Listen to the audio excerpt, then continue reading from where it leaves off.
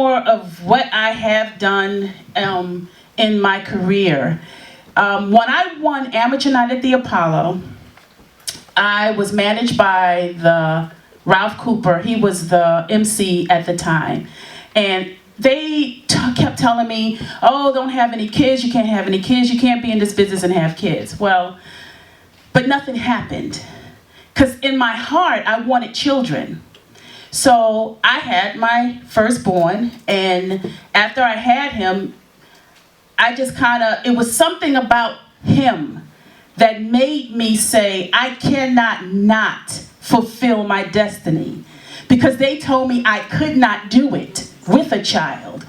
But I started touring with Gerald Austin when he was a year old. I was working at Columbia University in New York, and I had a union job, which was a great job. And I remember asked me to sing with a band, and I went to this audition, and I had a very stable position. My son was a year old. And when I auditioned, I remember them coming out saying, is there anybody in this room who cannot commit to 2 weeks of rehearsals during the day from the hours of 9 to 8? Now, at the time, I had an 8 to 5, and I sat there and I said, what do I do? Because I had a child, I was a single mother, I needed my job, but I said, don't raise your hand. Just sit and see what happens. And I didn't raise my hand, and when I didn't raise my hand, I got chosen to tour with Gerald Austin. So what I did was I allowed God to make the decision. So now I accepted this job, touring, and I had a job. So I went back to the Columbia, and I went to my manager and I said to him, look, I have an opportunity to go on the road. I think I had just made a year at this position. And I said, I would love to do this, but I don't want to lose my job. And he said, well, this is what we'll do. I will let you leave at 11, come in at 8, leave at 11, do your rehearsal. Then you can go on leave of absence. He said, I'm going to give you a year's leave of absence. He said, but I want you to not have to come back. So, because I did a show and he heard me.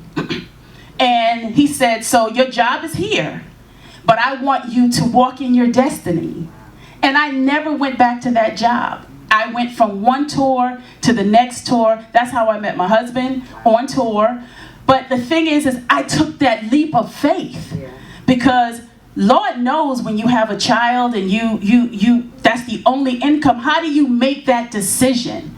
But you can't make that decision. You have no authority to make that decision. God has the authority, but you got to listen to his voice. And if I had raised my hand, I would have never known that the opportunity was there, and I would have left out of there. They would have never called my name, and I would have just said, oh well, a missed opportunity. But one thing that I've always done is I trust God in my decisions. Because if I make the decision, fear jumps in. How do you do that? How could you do that? You got a child. You can't go on the road. All I did was I took the opportunity and I went to my mom and I said, look, this is an opportunity. Can you keep my baby? So she kept him, and I toured and traveled in the world.